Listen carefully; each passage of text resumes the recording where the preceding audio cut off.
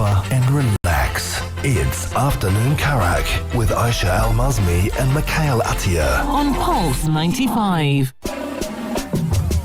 Okay, so it's dawning upon me that it is probably, definitely, the end of the year. If you guys were tuning in yesterday, you would have heard me talk about the fact that, well, my brain decided to reset and decide that it is not the end of 2020, but rather the end of the year 2019. And that in a couple of days, we're going to be, starting the new year and the new decade, that is 2020 and not 2021, because God knows how. But this year passed by simultaneously way too fast and way too slow. Boy, has it been a year. And I know I've been saying this for the past couple of days, but I don't think I'm going to be over this until probably a week or two into January, and then maybe then it will dawn upon me that it is a new year and that I should probably move on. But until then, hang in there. Stay strong. We're going to get through this together, because this is the Afternoon Karak, your coping mechanism for 2020 and 2021. We're all in this together, so do not worry. I'm going to be holding your hand, Mikhail and I, until we get through this, together. Today, I'm going to be talking about Wonder Woman 3. Apparently, it's already in the works. Already, despite the fact that it's box office opening weekend in the States were obviously not that high, but apparently for a movie that is released in a pandemic, it did pretty well. And do you guys remember the monolith we've been talking about for the past couple of weeks? Apparently there's another type. This one is not made of metal. This one is quite edible, and it has appeared in San Francisco. And another weird thing that's been happening besides a weird monolith, it is a camel shopping at Bath and Body Works. Who knew that camels really like Bath and Body Works lotions and body washes as much as I do? And finally, we're going to continue our countdown that Mikhail and I have started last week. Last week, we asked you some questions like, what was the best thing you ate in 2020? And what are the worst decisions you've made in 2020? Today, I'm going to be asking you, what is the best decision you've made in 2020? Let's be a bit positive. Text me 4215 because I'll or do and tell me all about it. What is the best decision you've made in this year in 2020? Or you can go to our Instagram at Pulse95 Radio. We have a question up there. We've got some of your answers already, but we'd love to hear more of those as we take you through some fun and entertainment from 4 p.m. till 5 p.m. only here on Pulse 95. Pulse 95. Wonder Woman 1984 has been everybody's talking about for the past couple of days. It is very interesting watching people's reactions to this movie, because a lot of people were not that happy. They've been quite confused about the plot. I haven't watched the movie myself, but my co-host Mikhail has watched it and he has reviewed it last week. So if you missed on that conversation, make sure you check it out on our podcast, Afternoon Karak. Just search up Afternoon Karak all over wherever you listen to podcasts, whether it's Spotify, whether it is Anghami, Apple Podcasts, SoundCloud. You will find us there, and search up Wonder Woman Review. He gave it a mid-score, around 6 out of 10, because he wasn't that keen on some parts of the story. And a lot of people have been saying the same thing. And yet, the movie's third installment has already been greenlit by Warner Brothers. Patty Jenkins and Gal Gadot are going to be back for the next movie. And I believe this is the only DCEU character that got 3 movies from that character themselves. Now, yes, we do know that Superman and Batman appeared in Justice League, but it's not their own standalone movie. Now, correct me if I'm wrong, I might be wrong, but it's just very interesting seeing that despite the fact that it dropped in ratings from, I believe, 80-something% all the way, 90%, all the way till 66%, which shows that a lot of people were not that happy about it. I see they're on the fence about it. Everybody's been giving it some sort of like a mid-score, and yet Warner Brothers has a lot of faith in this franchise. In fact, the movie has debuted in the States with a $16.7 million. Now, during normal times, this is quite dismal. These are not some good numbers that you'd be very proud of.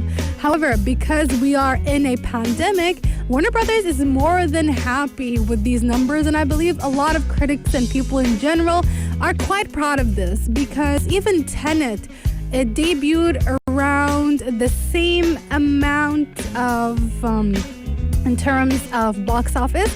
And again, it's a pandemic. Not a lot of people are watching the movie in theaters. And the fact that it was released digitally only a week later, if not less than a week later, also tells you that, that perhaps people are still going to theaters, despite the fact that people are very upset and they're very not sure about the futures of theater. And I've been saying for quite a while that do not worry much about theaters. They're here to stay.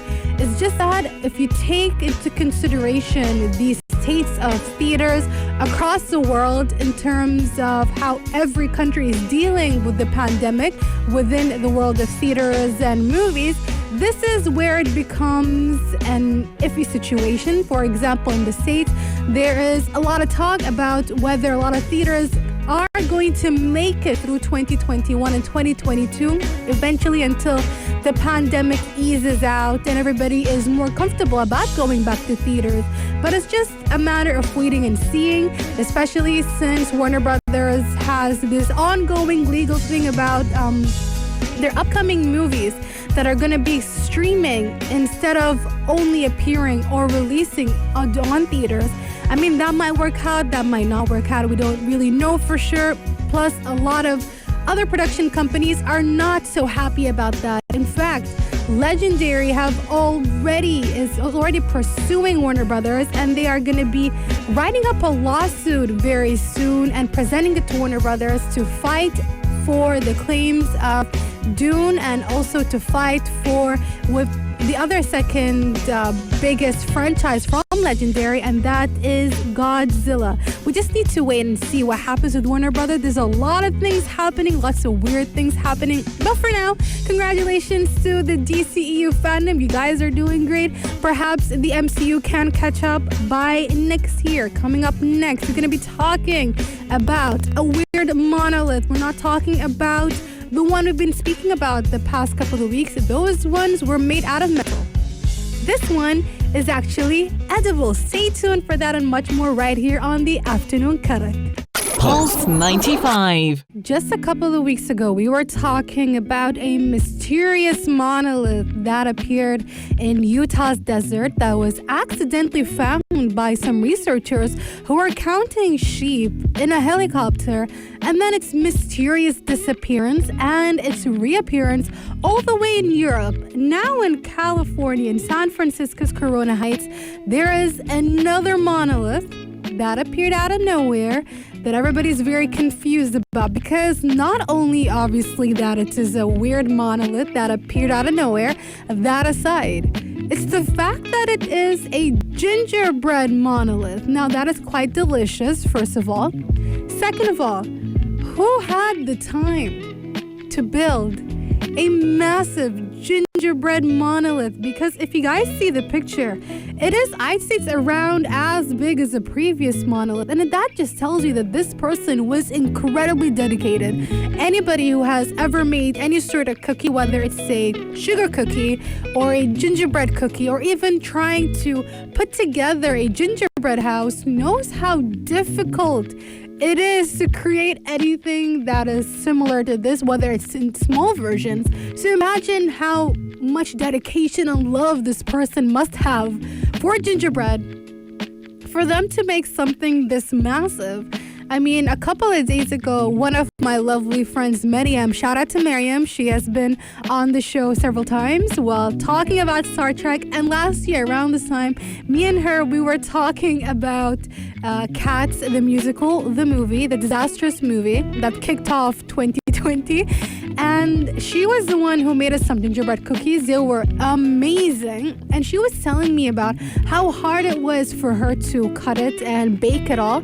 Because what she had to do is that she'd take out the tray, start cutting, but then since it needs to be quite hard, she needs to put it back in the fridge and then take it out again, then do the whole cutting process again. So it's a big nuisance. But apparently somebody had the time and patience to create a monolith version of a gingerbread cookie. And it looks pretty good. I mean, it even has some small decorations. I'm not too sure whether it's chocolate maybe, or they made some sort of massive, I don't know, confectionery. It looks similar to, I'd say, M&M's maybe, or Skittles, but obviously big versions of them. I can vaguely guess that it's around the size of my hand, or my palm of my hand, or a bit smaller. And it just looks super interesting. I would love to take a bite out of it because, I always say, try something once before you say you don't like it. But it's kind of an issue of the fact that it's an open air. It's one thing. Second of all, it's a pandemic, so it's not advisable to go around and trying something that are just left out there in the air, It's really not advisable to do that. But yeah, it's just, I'm super, super curious as to what it tastes like. It looks good. I mean, it looks as good as a gingerbread monolith can look like. I mean, they could have just made smaller versions, but I understand the bigger the better. They're less likely to be eaten by random wildlife. Actually, no.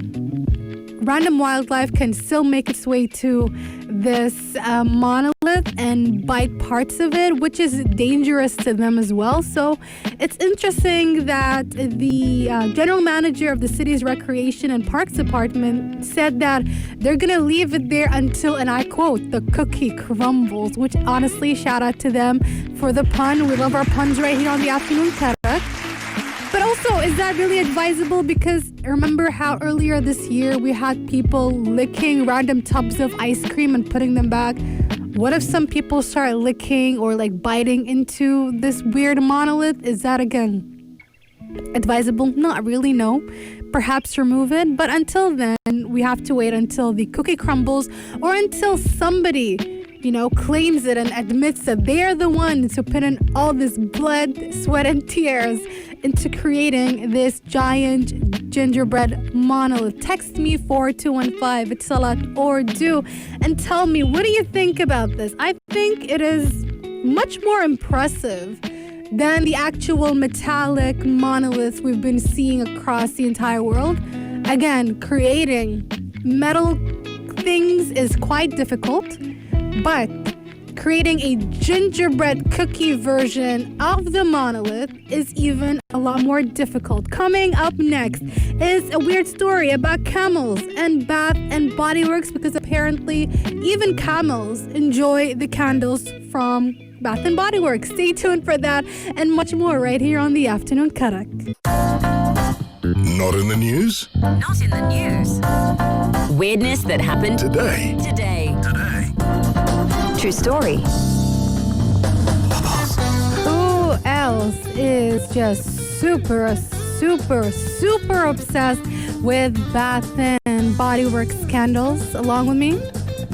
Because it's unnatural. The amount of candles I have right now in my cupboard at home is just way too many, especially for one person, especially since I use it only in one room, and then weirdly enough, I still run out very easily, and that should tell you the extent of my obsession with Bath and Body Works' candles. I love them way too much. And apparently, there is a camel in Nevada who probably also likes, Bath and Body Works as well, which is quite interesting. Didn't know that camels had an affinity for Bath and Body Works, but it basically takes the place of, you guys remember the monkey from IKEA? Because now we have the camel from Bath and Body Works that had accompanied its owner as they go shopping. Now, the interesting thing, it's not that the camel was waiting outside for its owner, similarly to, what you would do if you had a dog with you or any sort of animal. Actually, not now that I think of it, any other animal besides a dog waiting for you outside on a leash is very weird. Like if you're walking into, whether it's a Bath and Body Works, to the Jamia, or any sort of shop or supermarket with any animal that is not a dog, even if you had a cat on a leash, that would be incredibly weird. Like I cannot think of any other animal that would be okay to walk around with you on a leash except for a dog. But why not? If you can train your turtle to walk with you around the streets and on the city, just accompany you on a walk, that's still very cool. But anyway, the camel did not wait for its owner outside. That camel actually walked into Bath and Body Works with its owner. I have no idea what's the pet policy or animal policy of that Bath and Body Works store in Nevada, but I believe they're quite lenient because, again, even dogs usually wait outside. So I don't understand how they let in a camel unless they are okay with camels for some reason. If that is the case, where do they put the line? Like, where is it too much for them? So if they allow camels into Bath and Body Works, that means that obviously dogs are allowed, cats are allowed, most likely all kinds of birds.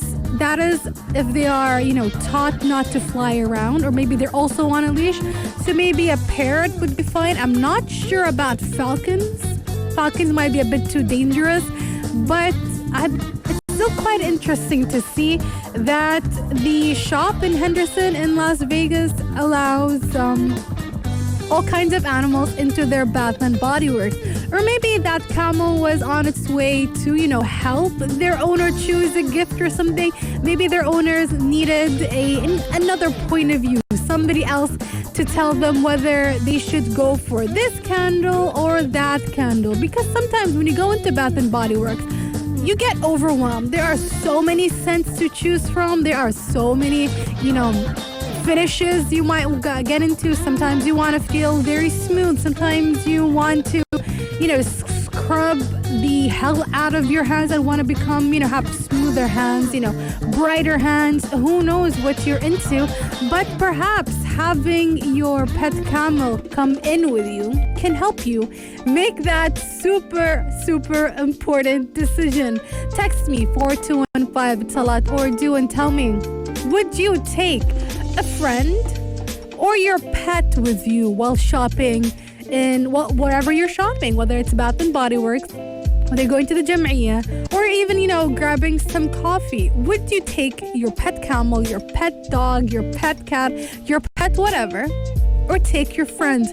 Perhaps taking your pet is a better idea simply because they're more objective, right? They're unlikely to lie to you. I mean, yes, we do know that there are many instances of your pets being, I'd say, like, cute liars, because they're incredibly cute when they lie sometimes, when they pretend they didn't eat or they pretend they weren't the one to created those messes.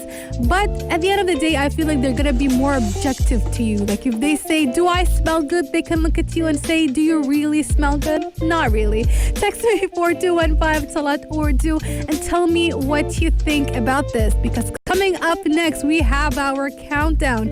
Yes, we've been counting down for the past couple of days towards 2021 by reminiscing about 2020. Today's question is, what is the best decision you've taken in 2020? I know 2020 has been quite difficult on a lot of us, but I know that you've made some good decisions here and there. Share them with me right here on the Afternoon Karak, or go to our Instagram at Pulse95 Radio and share it on our question up on our story. I'm going to be taking a short break and I'll be back to talk all about it with you. This is Pulse 95. What are some of the best decisions you've made in 2020? I know that a lot of you can easily, off the top of your head, can name so many of them. that were bad decisions. But what about your good decisions? Text me 4215. It's a lot or do and join in the conversation. I'm going to kick off with mine, and mine is adopting my second cat. Now, the story behind my second cat is that I was driving back home all the way back in February, and on the way home in the streets of Sharjah, I saw that the person in front of me just slams his brakes and he stops moving. And I was like, that's kind of weird. What is happening? And right in front of him, I see a tiny cat just pass by really quickly. And something tugged onto my heartstrings. And I was like, I cannot leave that cat alone on the streets. She looks like she's lost and she's tiny. So I went and quickly grabbed her. And what now? 10 months later, she is, my little baby. I love her so much, and I cannot see my life without her.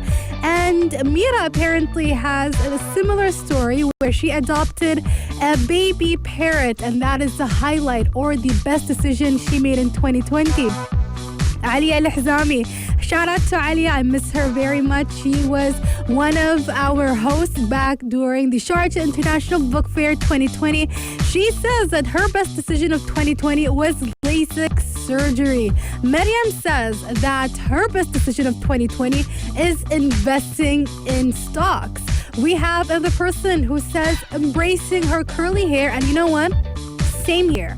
Because embracing yourself, embracing those things in you that usually people look down on, or people kind of put you down when you look at yourself. For example, whether you embrace your bigger nose, you embrace your big eyebrows, you embrace your small eyes, you embrace your tiny feet, whether you embrace anything within you, that is a highlight as well. Text me 4215 to let or do. I'd like to know more about the highlights of 2020 from you as well. We also have somebody saying that falling in love with K-pop is also the highlight of 2020 for them.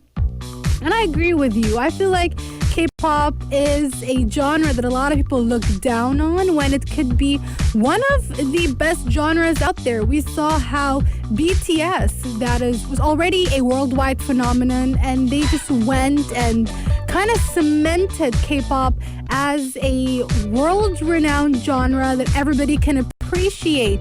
I love everything you guys shared with me. I'm so happy for every single one of you for embracing yourself or making those decisions where you stepped up and basically said, you know what, even though we're living in a pandemic, even though things are going crazy right here in 2020, I'm going to go and step up and do this thing.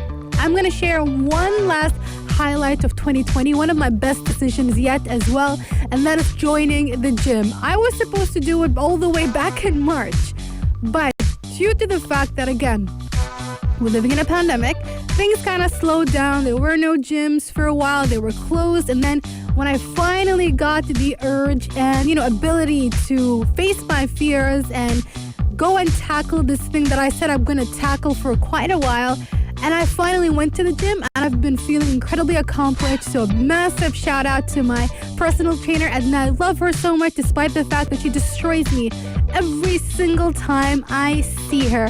And with that, we end our hour right here on the Afternoon Karak. Keep on sharing with me your biggest highlights of 2020, and I'm going to be sharing them on our Pulse 95 Radio Instagram. So head down there and share it with me. Big Has and Anas Coco are going to be taking over all the way from 5 p.m. till 8 p.m. only here on Pulse 95. If you liked this episode of Afternoon Karak, drop a like and subscribe. Pulse 95. Be sure to follow us on Instagram for all our daily updates and top stories.